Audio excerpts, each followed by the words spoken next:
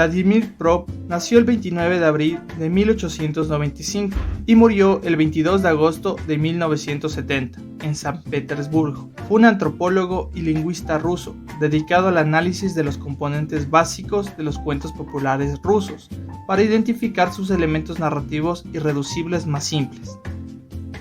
La teoría de Prop se basa en un análisis estructural de la morfología de los cuentos, donde parte del corpus para llegar a la clasificación. Critica las clasificaciones anteriores a su estudio y propone, por su parte, 31 funciones de los cuentos agrupados en 7 esferas.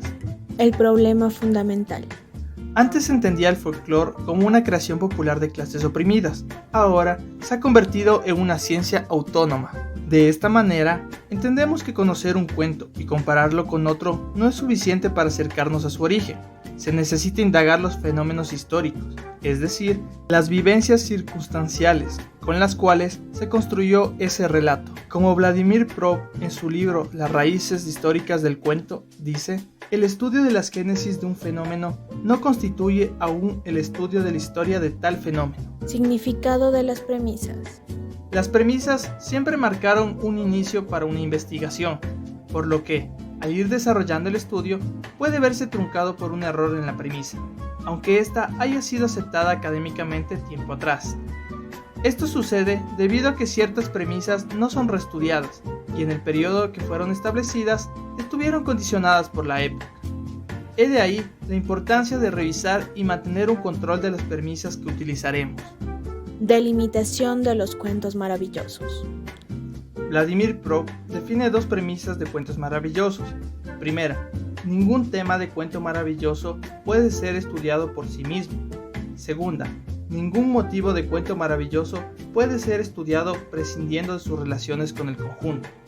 Es así que se deja de estudiar únicamente el tema del cuento y se adentra en entender las condiciones del mismo, planteándose preguntas acerca de las circunstancias, las intenciones, el pensar de los actantes en su entorno.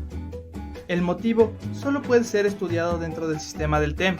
Los temas solo pueden ser estudiados en su recíproca conexión. El cuento como fenómeno de carácter superestructural. Un cuento maravilloso y sus premisas son planteadas en relación a la época, pero estas no pueden alterar las bases de su construcción. Por ejemplo, no existe un cuento maravilloso producto del capitalismo, pero sí se evidencia su influencia dentro de este, ya sea en el patrón cruel, el sacerdote ávido, el oficial abusivo, la señora despótica, etc. Sin embargo, su base se encuentra en las formas de producción y vida social anteriores al capitalismo. Por esto es indispensable determinar aquella parte del pasado que explica el relato maravilloso, mas no todo el pasado histórico. El relato maravilloso y las instituciones sociales del pasado. Es posible encontrar en el relato maravilloso el reflejo de formas de producción, aunque muy escasas y raras, entre estas la agricultura o la caza, que corresponden a épocas anteriores. Pero lo importante no es identificar la técnica de producción existente en el relato, sino el régimen social al que corresponde ella, pues todo relato es creado bajo un régimen social con manifestaciones concretas tales como son las instituciones. Instituciones con predominancia en épocas antiguas, por ejemplo, instituciones de régimen patriarcal, que inspiran relatos en donde se representa la sucesión del poder, el matrimonio, etc. Es así que el relato maravilloso ha conservado las huellas de formas anteriores de vida social actualmente desaparecidas. El relato maravilloso y el rito. Los relatos maravillosos tienden a estar relacionados con el culto de la religión y este vínculo deriva del nexo existente entre los relatos maravillosos con las instituciones sociales, pues la institución de la religión se manifiesta en determinados actos de culto. En un principio, en el relato maravilloso se reflejaban las fuerzas naturales, pero con el tiempo también surge el reflejo de las fuerzas sociales que reinan a un individuo. Pero el relato maravilloso no se puede confrontar en general con la religión, sino con manifestaciones concretas de esta, de tal forma que el relato maravilloso del que hablamos ha conservado las huellas de numerosos ritos y costumbres, pues tienen distintas formas de relaciones y vínculos. Correspondencia directa entre relato maravilloso y rito.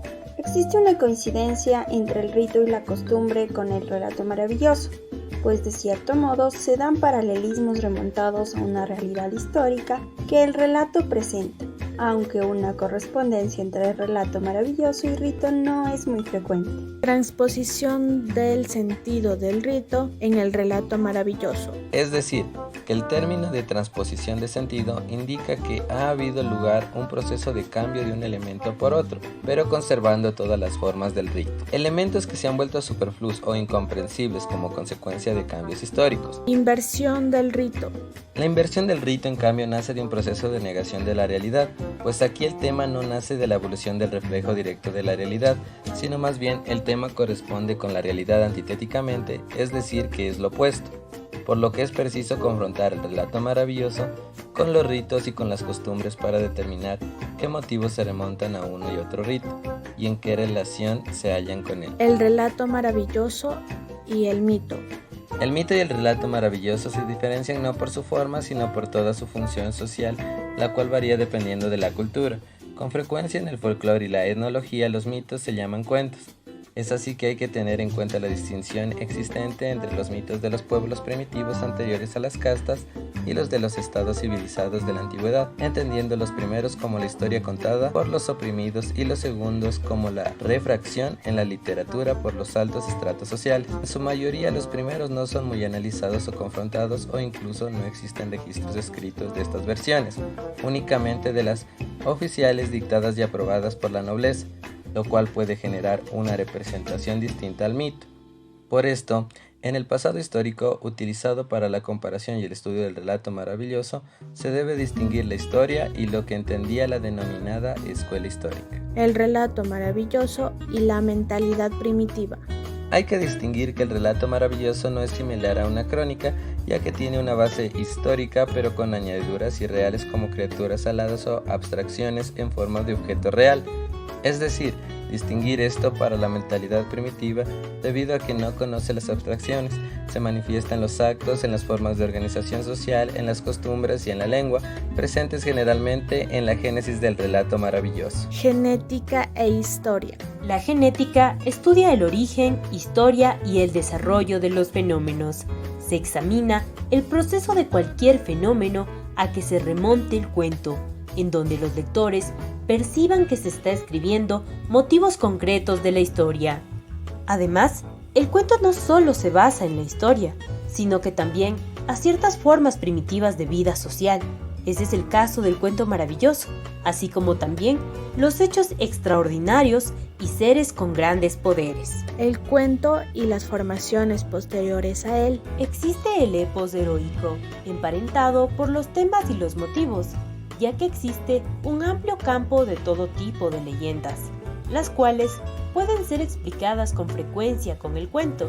Por otra parte, la epopeya brinda detalles que el cuento u otro material no ofrece. Perspectiva.